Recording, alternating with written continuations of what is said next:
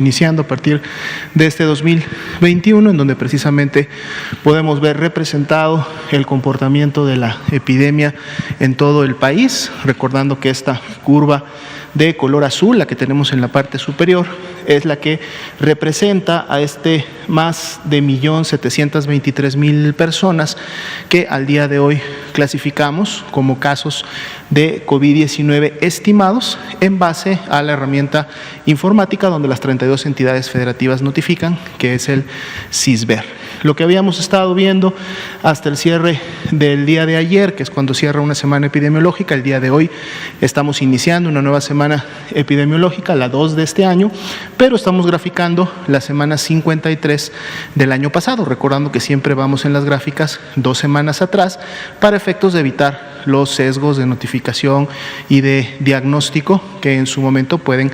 mostrar un comportamiento que no es realmente el más acercado a la realidad. Pero entonces ahora que abrimos ya la semana 53 todavía del 2020, la última del año pasado, pues bueno, vemos que después de haber tenido 2 semanas consecutivas, la 51 y la 52, con un comportamiento descendente, sobre todo de manera importante entre la 51 y la 52, como lo mencionaba ayer el doctor Ruy López Ridaura, pues bueno, el día de hoy abrimos con nuevamente un incremento entre las semanas ahora 52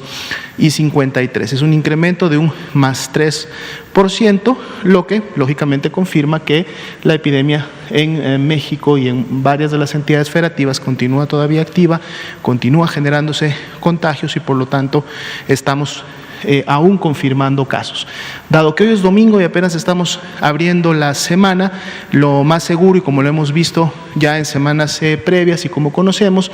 este incremento de un más 3% probablemente se estará a su vez incrementando en los siguientes días hasta el próximo sábado, cuando esta semana termine. Entonces, un poco la expectativa que tenemos, y claro que la cantidad o magnitud de este incremento dependerá precisamente de cuántas personas sigan confirmándose y por lo tanto en base a estos números estimando que tengan la enfermedad de COVID-19. Así también tenemos nuestra curva de color verde, que es la que representa a las personas que se han estado recuperando. Como vemos, esta curva también tiene un comportamiento en espejo que va como 2 semanas atrás de la curva azul de casos estimados, y cuando abrimos entre las 52 y 53, pues representa también esa caída que veíamos entre las semanas 51 y entre 50 y 51, del año pasado, o en la curva azul. Lo que también resaltamos es en relación a los casos activos estimados, que para el día de hoy el corte de la base de datos son 91.773 y representan el 5% del total de casos estimados, siendo este 5% precisamente la representación de la epidemia activa, dado que son las personas que han iniciado con signos y síntomas en los últimos 14 días. Vemos ahora la siguiente diapositiva, el porcentaje de positividad, que es el que nos dice cómo más o menos está la circulación en la comunidad, es decir, qué tanto está presente el virus en las personas que están teniendo signos y síntomas respiratorios, sean leves o sean graves. Y como podemos ver, prácticamente desde hace 3 meses hemos tenido una meseta ondulante alta que ha estado fluctuando entre el 40 y 46%, dependiendo de cada semana. Hemos tenido una tendencia con ligera ascendencia en las últimas 3-4 semanas, y en esta, que es la 53, pues bueno, estamos abriendo con un porcentaje de positividad del 44% para efectos de la semana, aunque este 44% pues se mantiene en lo observado, como decíamos, en los últimos 3 meses. Cantidad de personas que han sido clasificadas como casos sospechosos y por lo tanto notificadas al sistema de información, más de 3.868.000 ya para el día de hoy, de las cuales 1.534.039 se clasifican como casos ya confirmados, la gran mayoría de estas por una prueba con resultado positivo, ya sea PCR o ya sea antigénica, que son las dos pruebas que están oficialmente autorizadas en México para confirmar y diagnosticar casos de COVID-19, y así también a través de este mecanismo 1.924.348 personas han dado negativo a la prueba y por lo tanto están clasificadas en casos descartados de COVID-19. Y bueno, durante la semana vamos a estar siempre actualizando este y todos los demás datos para poder continuar observando el comportamiento. Veamos la siguiente diapositiva, es precisamente la curva de letalidad. Recordemos que la letalidad es la proporción de personas que lamentablemente fallece a consecuencia de las complicaciones de la enfermedad del total de las personas que han sido clasificadas como confirmadas a la enfermedad. La semana 53, que es la que estamos abriendo en gráficas esta semana, demuestra un incremento que está ocurriendo en la letalidad. Si recuerdan, el día de ayer cerrábamos en un 6% la semana anterior y bueno, esta semana estamos abriendo en un 8%. Es un incremento de 2 puntos porcentuales en relación a la semana 52. Este porcentaje, esta letalidad, también se puede ir modificando en el transcurso de los siguientes días y semanas en función precisamente de, por un lado, la cantidad de personas que sigan siendo confirmadas a la enfermedad y también las personas que lamentablemente puedan continuar falleciendo. Para el corte de la base de datos del día de hoy son 133.706 las personas confirmadas que han fallecido a consecuencia de la enfermedad. Veamos la siguiente diapositiva. Tenemos la ocupación hospitalaria. Tenemos 3 grupos, aquellos estados que tienen una ocupación con más del 70%, lo cual es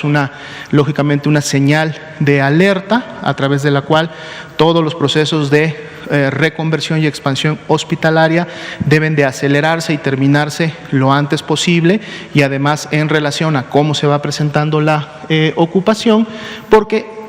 con un 30% solo de disponibilidad es cuando inicia lógicamente el mayor riesgo de saturación. 6 entidades están en este rango, las nombramos rápidamente de mayor a menor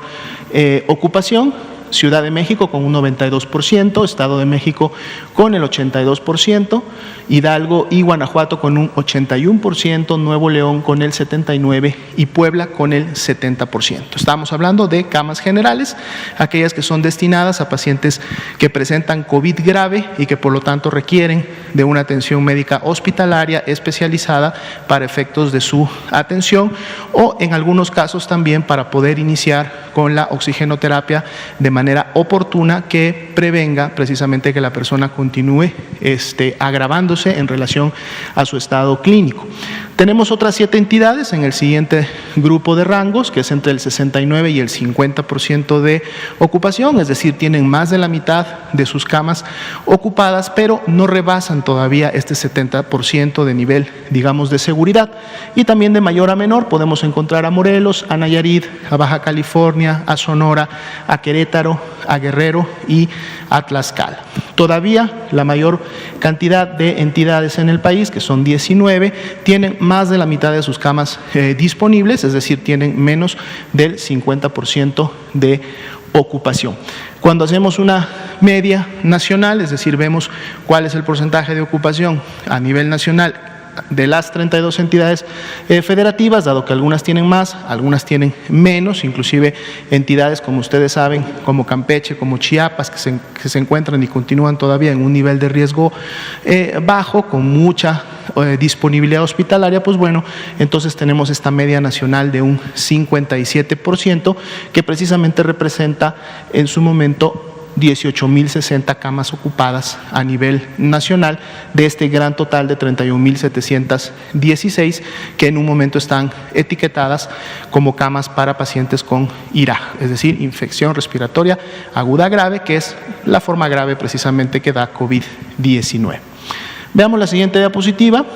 Misma información, pero ahora enfocada, mismo modelo de información, pero enfocado ahora a las camas con ventilador, que como sabemos son para los pacientes que presentan la mayor gravedad de la enfermedad y por lo tanto requieren de ventilación mecánica asistida para poder llevar a cabo de manera adecuada esta función que es tan importante para la oxigenación de todos los órganos y sobre todo aquellos vitales que tiene el organismo humano.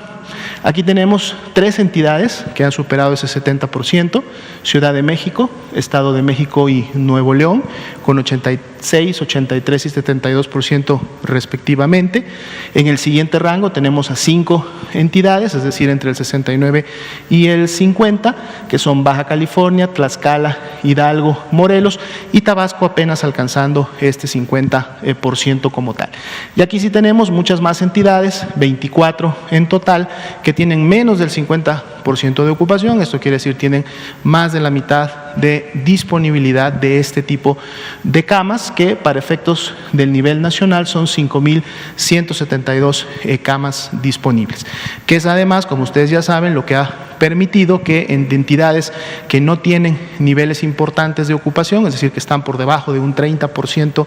de ocupación, por ejemplo, en este tipo de camas, pues bueno, pueden contribuir, apoyar y solidarizarse con otras entidades federativas como las que están en los primeros lugares de ocupación a través de la concesión del préstamo de equipamiento, recurso humano, técnico y profesional e insumos que en su momento contribuyen a que la reconversión y la expansión pueda seguir siempre en todas las entidades, sobre todo en aquellas que están teniendo los mayores niveles de ocupación y entonces así poder tener siempre una cama disponible para las personas que así lo requieren. Bien.